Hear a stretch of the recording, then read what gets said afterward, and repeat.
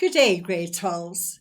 Today we're going to look at the last of the 5 notes that we draw up before completing our cash flow statement.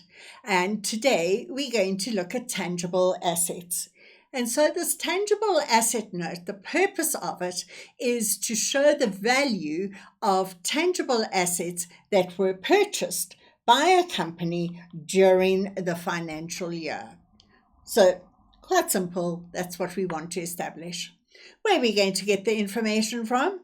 We're going to get the depreciation from the income statement, and then we are also going to refer to note 3 of the financial statement because that will show whether we have purchased any new tangible assets or disposed of tangible assets.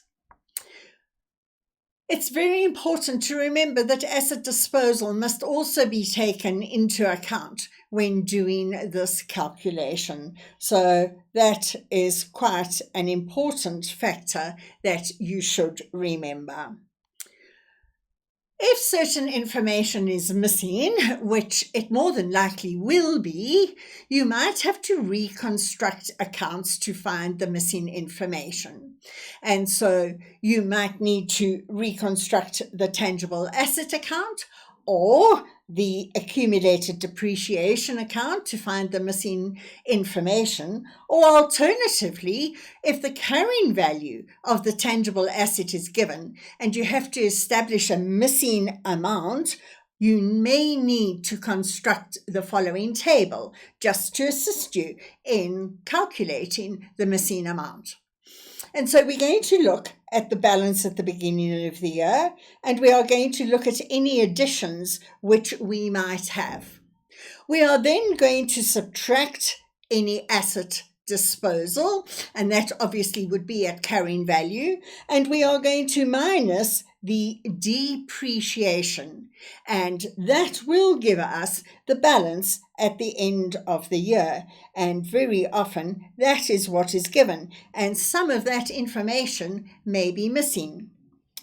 I wonder if you have come to the conclusion that these two would actually be on the debit side of an account, whereas the depreciation and the closing balance would be on the credit side of that tangible asset account. So let's have a look at some of the scenarios we could have a look at or be confronted with. And so let's look at this one. I have reconstructed a tangible asset account, and on the debit side, I've got my Feb 28, balance VD, 100,000 Rand. Over here, I have a purchase, and I don't know what it is. However, I have been told that the depreciation is 33,000, the asset disposal is 27,000, and the closing balance is 127,000 Rand. Now, you know that both the debit side and the credit side should add up to exactly the same. So if I have a look at the credit side, I can see that that is larger than the debit side. So if I add up my 33,000, my 27,000, and my 120,000, that comes to 180,000. So, you know, if the total on the credit side is 180,000, the total on the debit side should be 180,000 Rand. But I've only got 100,000. So obviously, if I now say 180,000 minus my 100,000, the amount or the value of the tangible assets I've purchased is 80,000 Rand. Let's look at another scenario. I have the same account, and here you'll see that I've now filled in the 80,000 Rand, which was missing from the previous example over here. So I've got on the debit side 100,000 Rand. I've got my credit purchase of a tangible asset of 80,000 Rand, which gives me a total of 100,000. Here, I have not been told what the depreciation is. But I have been told that the asset disposal was 27,000, that the closing balance is 120,000. And again, I'm just going to do exactly what I did in the previous example. So debit side adds up to 180. I'm going to minus 147,000 and I will arrive at the figure for depreciation. Another example. You are told that an asset was disposed of, and yet you were not given the amount. So remember I said you have to reconstruct the account. And so once again, I have reconstructed this tangible asset account. And like with the previous two examples, I have put in all the information that was given to me, and over here I have the missing amount. And so again, you're just going to follow the same procedure of adding up the debit side, putting in the information that you have been given on the credit side, and add the 33,000 and 120,000 and subtract it from your 180, and you will get that answer. So, what can I conclude about the tangible asset note?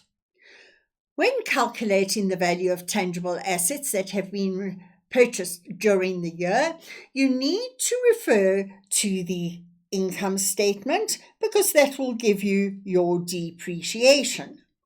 Next, we're going to refer to the financial statement note because that will show any increase in the value of tangible assets that I might have purchased, but it will also give me any information regarding an asset which I might have disposed of.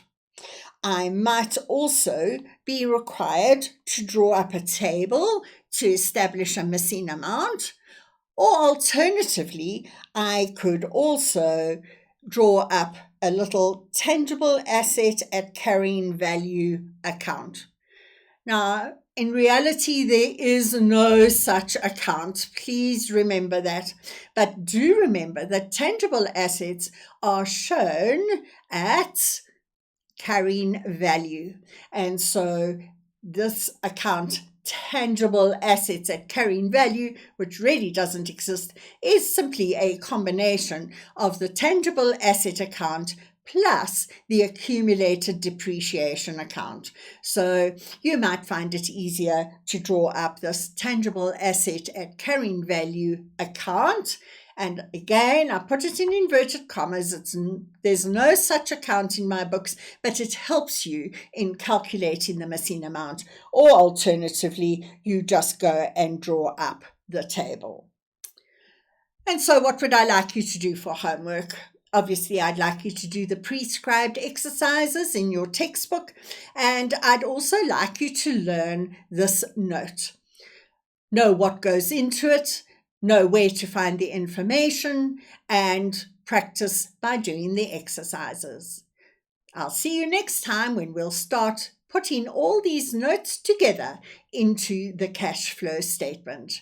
So see you soon. Bye now.